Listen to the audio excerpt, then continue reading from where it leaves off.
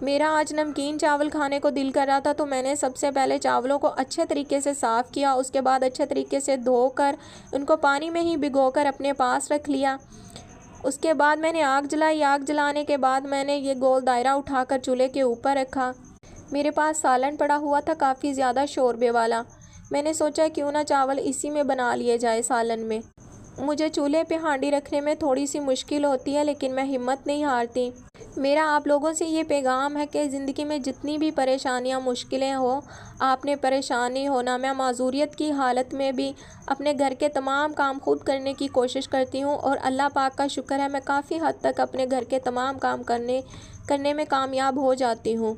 تو میں نے ہانڈی کو رکھا چولہے کے اوپر، تو مجھے لگا کہ اس میں نا کافی زیادہ مرچیں کم پڑ جائیں گی۔ جب میں چاول ہانڈی میں ڈالوں گی تو تب تک سالن گرم ہو جائے گا، جب تک میں یہ مرچیں کاٹ کر اس میں ڈال دوں گی۔